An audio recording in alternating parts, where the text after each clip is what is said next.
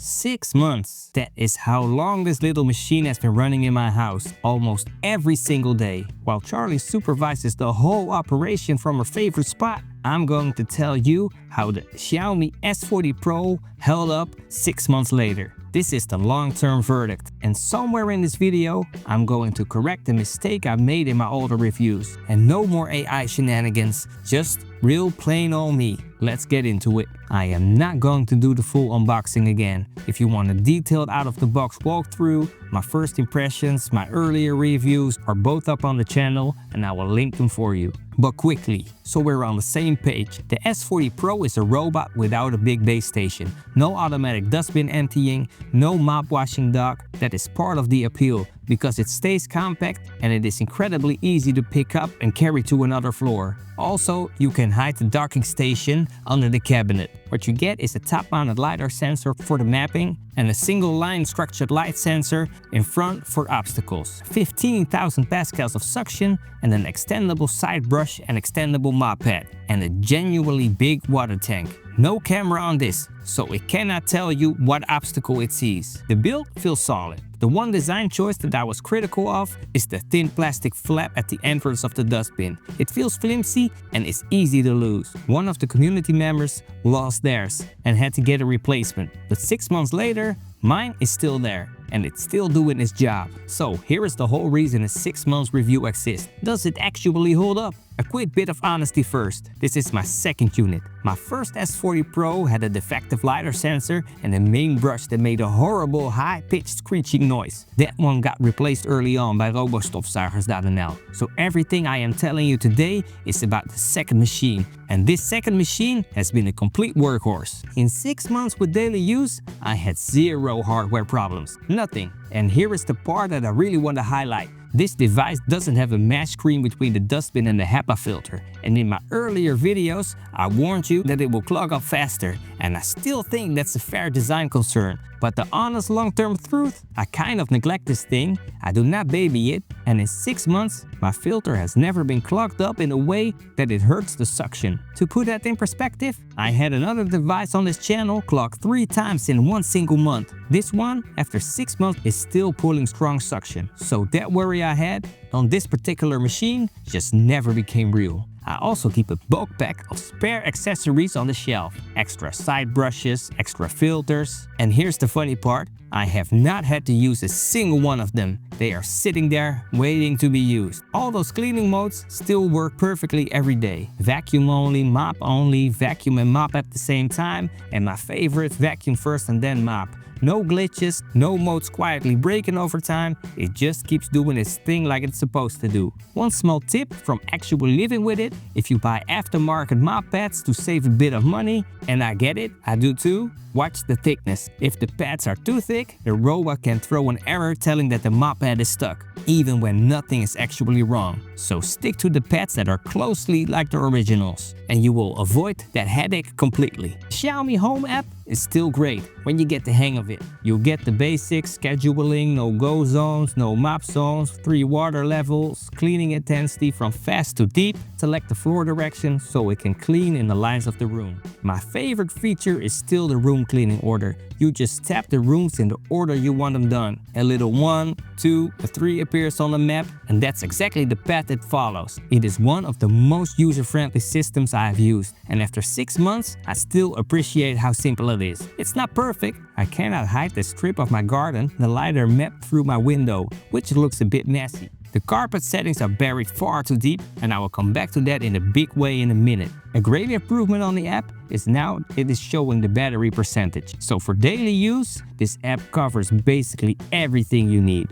Now navigation, and this is genuinely the part where I have seen this device get better over time, which is a rare thing for a robot vacuum. In my older reviews, one of my biggest gripes was that the S40 Pro could get lost. It would sometimes take ages to figure out where it was, occasionally wander into a no-go zone, and overthink its tiny patch of flooring far too long. Since the last software update, that was improved. It wanders around less, it locks onto its position faster, and it just feels more efficient on a normal run. Every now and then, it still loses its plot for a moment, but nowhere near as often as it used to. So credit where it is due. A software update actually made my device smarter. You can't say that for Windows. When it has a whole room or a clear open space, it is logical and efficient. It maps fast, and it surprises me how well it splits rooms up on its own, without the camera. On small objects, this is where the S40 Pro shines. It is honestly one of the best in its class at spotting little Lego-sized toys, socks, slippers, and steering cleanly around them. It does better than the dreamy L10S Pro Gen 3, which has a real appetite for that kind of things. But remember, no camera, so cables are its weak spot. Thin phone cords and chargers, it simply does not understand them, and it will get tangled. Keep your wires off the floor. Two behaviors have not changed in 6 months, and I will be lying if I left them out. First, when the device thinks it is stuck, it gets aggressive. Instead of genuinely backing out, it fights. It has pulled a plug out of my socket in my home and yanked a cable duct off the wall. It hits my coffee table with real force.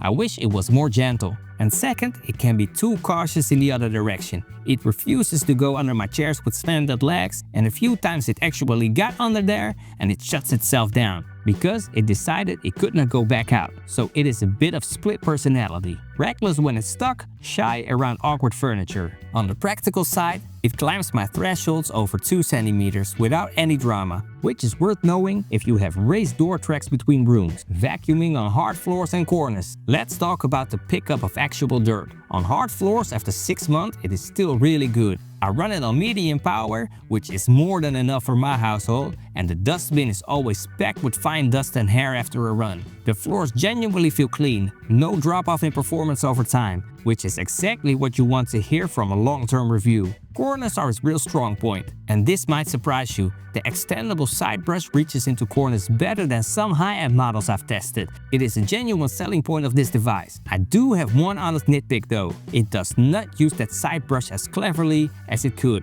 My trash bin, for example, has little paddles at the base, and the S40 Pro will not extend the brush to sweep underneath them. The dreamy L50 Ultra AE, which is a higher-end device, actually did reach under those paddles of my bin and dwelled there with the side brush. The S40 Pro just does not commit to those very specific tucked away spots. For straightforward corners, this is excellent. For clever little under the edge moments, it leaves a bit on the table. And now, okay, let's check out the carpets. This is the section with the most nuance, and this is where I owe you that correction I've promised. Let me give you the straight ranking first. On low-pile carpets and on my doormat, the S40 Pro does a good job. No complaints. On thin lightweight rugs, it is reasonable. It bunches them up a little at first, but gets on and cleans them. And that reasonable result is still the best I have seen in this class. For comparison, the dreamy L10S Pro Gen 3 would not even climb onto that same rug, and the Roborock Q10S5 bunches it up and spins circles with it. So as annoying as these thin rugs are for every robot out there, the S40 Pro handles them the best of the no big dock devices I have tested. The high-pile carpet, on the other hand, is the real weak spot. And I have to be blunt, it performs very poorly here. The main brush struggles against the resistance and can even stop spinning. If your home is full of thick, deep carpets, this is not the device for you. I want to be completely clear with you about that, because I do not want anyone buying this for the wrong floor. Now, that correction, in my earlier reviews I told you that the S40 Pro had no carpet boost. That was wrong, and I want to set the record straight. It does have a carpet boost. The catch is how it works. You have to turn it on manually for each carpet that you add to the map yourself in the app. It will not switch automatically the moment it rolls onto a rug. And here is the bit that confused me for so long. The automatic carpet detection on this device is only used for one thing, keeping a mop off the carpets. It is not wired to the suction boost at all. So the boost genuinely exists, it just will not find your carpets for you. You have to set it up per carpet by hand. And that is an important difference, and I got it wrong before, so here you go. And if you are thinking you would just brute force the carpet with turbo mode and its 15,000 pascals of suction, keep in mind that the turbo only holds for a handful of seconds. Carpet Boost doesn't use the full turbo mode. The turbo mode ends somewhere around 10 to 20 seconds in my testing, before it drops back to protect itself. So turbo is not the real carpet strategy on this machine either. Mopping has held up nicely. The S40 Pro mops wet. On all 3 levels, it goes from wet to very wet. And because of that, It actually scrubs stains away. I let it loose on dried ketchup and it cleaned it properly, which a lot of gentler robots simply cannot do. So if real stain removal matters to you, this is a real strength. The trade-off is the water. Because it lays down so much water, you can get streaks or watermarks on glossy or dark floors. A lot of you in the community have mentioned the exact same thing. So it is not just your floor. If you have shiny floors, just know that going in. The extendable mop pad is a genuine win for getting right up against the baseboard. The things you give up since there is no big base station is automatic mop washing. My solution has been simple. I bought a bulk pack of mop pads so I can give a fresh one every room. It keeps the cleaning quality high without much effort. And just to repeat that tip, because this is one piece of advice I really want you to take away from this video, if you go aftermarket on those pads, do not use ones that are too thick, or the robot may tell you that this mop pad is stuck when there is nothing wrong at all. So 6 months later, what is the verdict? The S40 Pro is still not perfect, and I have never pretended it is. It mops very wet and can leave streaks on shiny floors. It gets aggressive when it's stuck, and it has pulled the plug out of my wall. It is too shy around chairs with slanted legs, its turbo only lasts seconds, and the hop-out carpet is its real weakness. But look at everything on the other side of the scale. Strong suction, an extendable side brush that beats far more expensive models in corners, an extendable mop pad, a big water tank that lets it mop a large room in one go, great battery life, a solid app with the best room ordering I have used, the best small object avoidance in its class, and the freedom of no bulky dock so you can carry it between floors in seconds. After 6 months of me genuinely neglecting it, it has had 0 problems and has not lost a single step. And here is the number that ties it all together. I have seen this device on a sale for around 200 euros. For 200 euros with everything it does, this is not just good value, this is one of the best purchases you can make in this whole category. If I had to buy a robot vacuum without a big base station all over again today, I would buy the S40 Pro again without thinking twice. If you want to see how this little 200 euro champion stacks up against something from a completely different league, I've put the Dreamy X50 Ultra complete through the ringer, and that one is a very different story. I will link that review right here if you want to see how the budget hero compares to the premium chaos. At the next step, I am testing the Mova Mobius 60. I'm genuinely curious whether it can win me over the way this one did. And I have also received the DJI Romo P. If you want to come along for that, subscribe and join me on my journey. A big thank you as always to my friends at Robostofzuigers.nl who have backed this channel from the very beginning. Good news this time, they actually stock the S40 Pro. So if you are in the Netherlands or Belgium and this sounds like the right fit for you, you can grab it through the link in the description for a sharp price with service that is genuinely top-notch. That is my 6-month verdict on the Xiaomi S40 Pro. Let me know in the comments how yours is holding up. See you in the next one. Peace out.